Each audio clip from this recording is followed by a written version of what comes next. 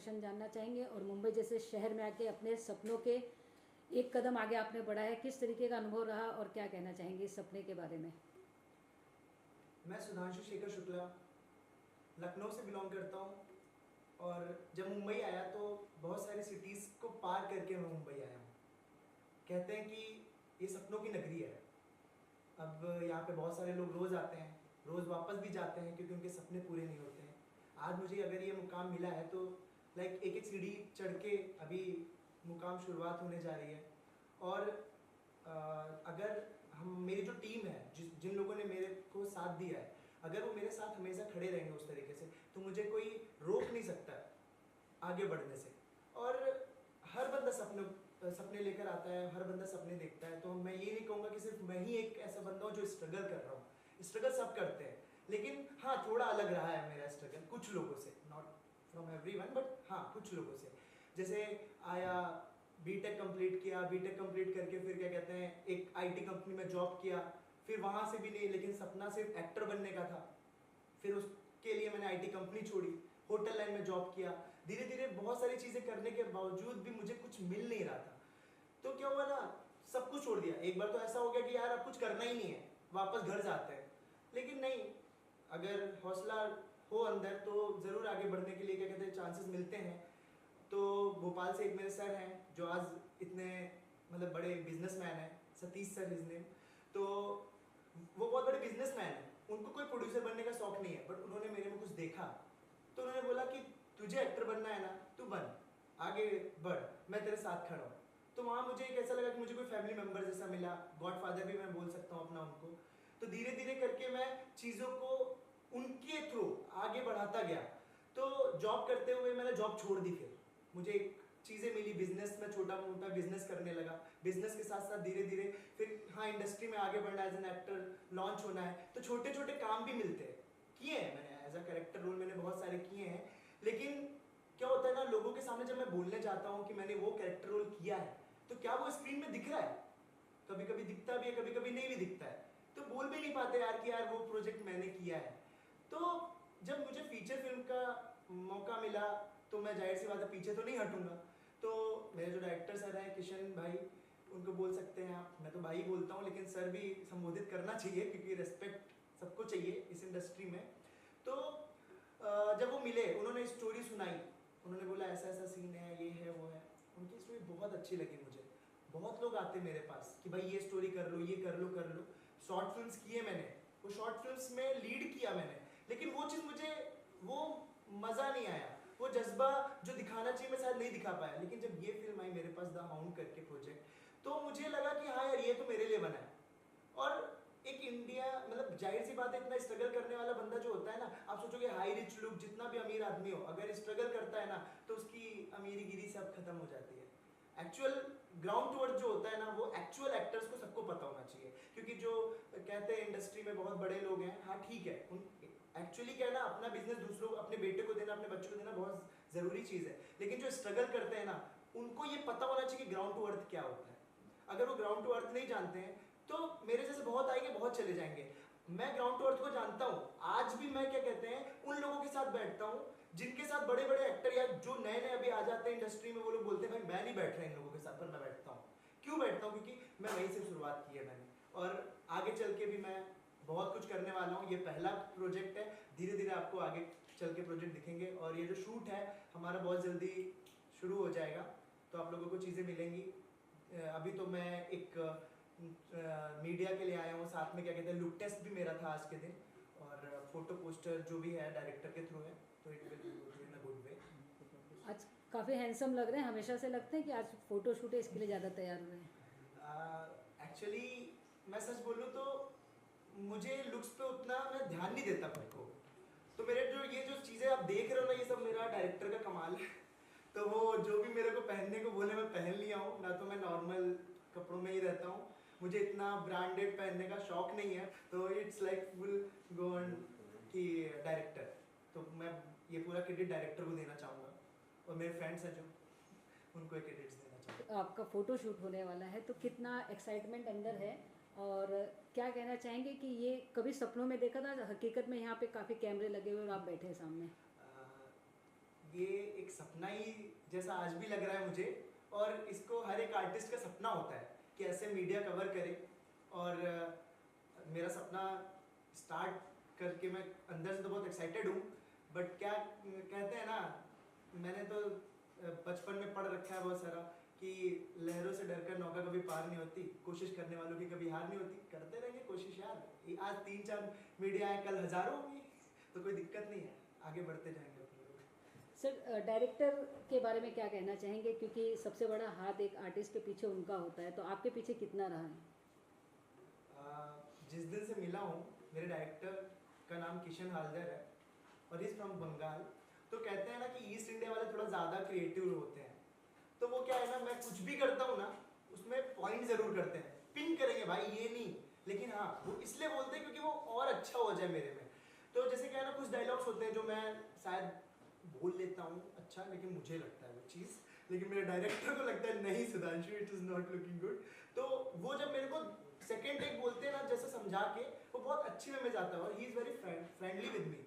तो मेरा भाईचारा बहुत ज़्यादा हो गया है अभी मेरे डायरेक्टर के साथ। एक प्रोफेशनल से पर्सनल में हम ऐसा भाई घुसना, उनके फैमिली वालों को जानना, या फिर वो मेरे फैमिली वालों को जानते हैं, तो वो चीज़ें क्या कहते हैं आज इतना चली गई है कि हम प्रोजेक्ट को अपने दिमाग में इतना उतार चुके हैं, उनकी वजह से सिर्फ मेरे को एक एक स्टोरी का एक एक पॉइंट याद है, और मुझे पता है कि अगर ये कुछ चेंज कर रहा है ना, तो मैं पहले बता देता हूँ भाई यही कर रहा है ना, तो बोलते हैं हाँ यार मैं यही कर रहा हूँ। तो ये एक अच्छा रिलेशन मैंने मेंटेन किया उनके साथ, और आगे चल के और भी कई सारे प्रोजेक्ट हैं जो मैं उनके साथ करना चाहूँगा, क्योंकि इंडस्ट्री में कुछ हो ना हो, रिलेशन सबसे ज़्यादा ज़रूरी चीज़ होती है। तो मेरे साथ जो रिलेशन बनाया उन्होंने, और सबसे बड़ी चीज़ है कि वो हर बंदे को एक रिस्पेक्ट देते हैं। हाँ थोड़ा गुस्सैन है कि वो टीम को थोड़ा बहुत चिल्ला भी देते हैं, और मैं बोलूँगा नहीं, बोलना नहीं चाहूँगा, थोड़ा बहुत गालियाँ भी दे देते हैं, बोल नहीं रहा हूँ, ये आप लोग रिकॉर्ड कर लो लेकिन ठीक है। तो वैसा है मेरे डायरेक्टर साहब जी।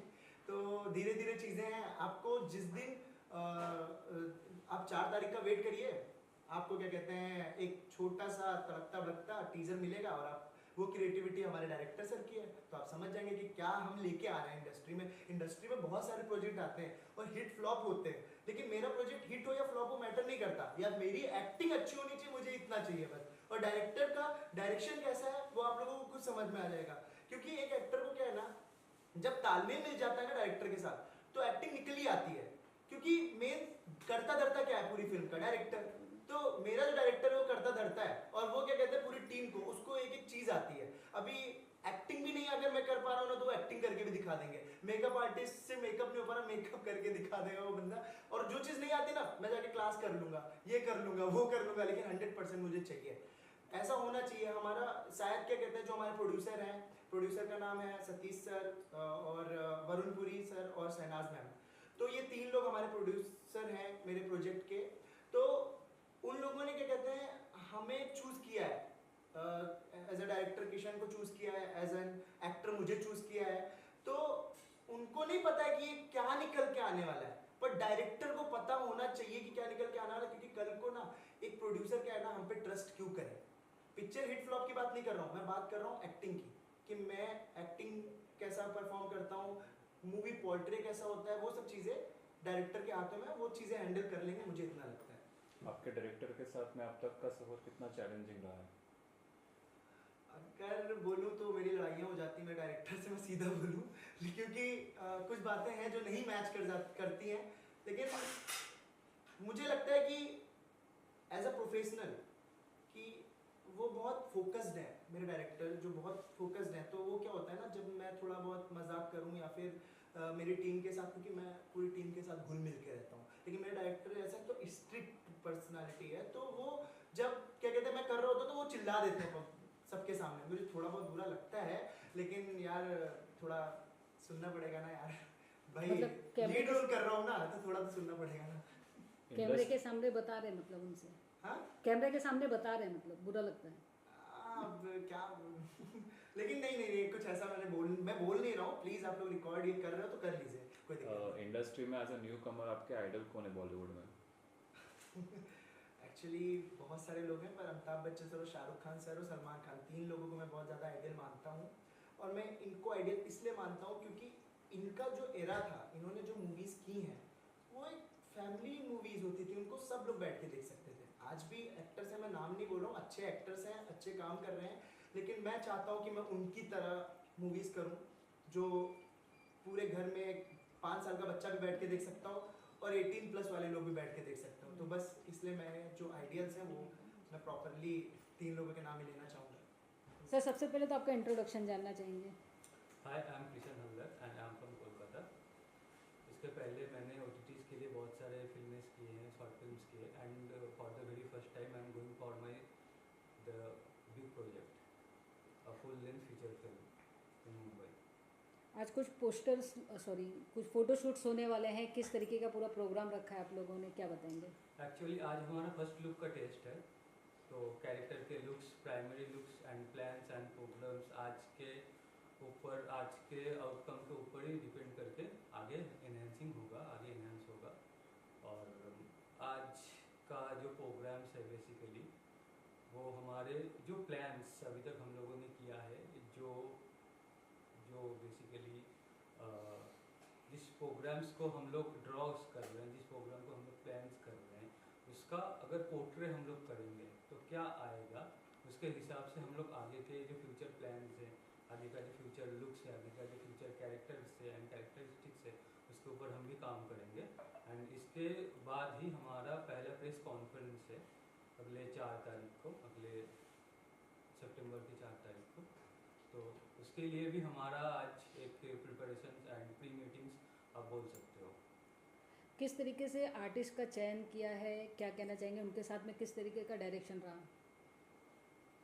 भी आर्टिस्ट का जो चयन है, जैसे हमारा मेन प्रोटैगनिस्ट है, तो हम मेरे हिसाब से मेरे जो कैरेक्टर्स है वो हमारी जैसे कैरेक्टर्स है, आम इंडियंस, नॉर्मल इंडियन यूथ्स, और उसी कैरेक्टर्स को हमने पोर्ट्रे किया है एज लार्जर देन लाइफ वे। तो चीज़ों को, साधारण इंसान को, नॉर्मल ह्यूमन बींग्स को अगर हम लोग बियॉन्ड द लाइफ सोचे तो चीज़ें कहाँ तक जा सकता है, उसी के ऊपर बेस करके हमारा कहानी है। और उसी कैरेक्टर को जब हम लोग डिस्प्ले कर रहे हैं तो जो कैरेक्टर बन के निखर रहा है, जो कैरेक्टर बन रहा है, वो हमारे प्रोटैगनिस्ट के साथ एक 90%, एक 100% एक मैच दे रहा है। और जो फीमेल लीड का जो मेन कैरेक्टरिस्टिक्स है वो बहुत एम्पैथिक है, वो बहुत एक सॉफ्ट, एक खुशहाल एक कैरेक्टर है। तो जिसके कैरेक्टरिस्टिक्स, जिसके बॉडी लैंग्वेज से निकल के आए, एक ऐसा एक कैरेक्टर्स को हमने एज अ फीमेल लीड चयन किया है। बाकी जो कास्ट जो है, बाकी कास्ट के हिसाब से जो कहानी जितने आगे बढ़ते जाएंगे उतने डिफरेंट काइंड ऑफ कैरेक्टर्स, उतने different kind of character angles जितने निकल के आएंगे, जितने कैरेक्टर आर्ट्स निकल के आएंगे, उस हिसाब से हमने एक पर्टिकुलर कैरेक्टर्स के ऊपर हमने काम किया है और उसी के बेस से हमने कैरेक्टर्स को चयन किया है। ये शूट्स कहाँ पर हुए और किस तरीके से रहा ये शूट्स पूरा? शूट्स बेसिकली जो डिज़ाइन हमारे स्टोरी के हिसाब से है वो है जम्मू के जो नेचुरल ब्यूटी है, तो वो सच में हमारे जो इंडियंस जो है हमारे मन को भाता है।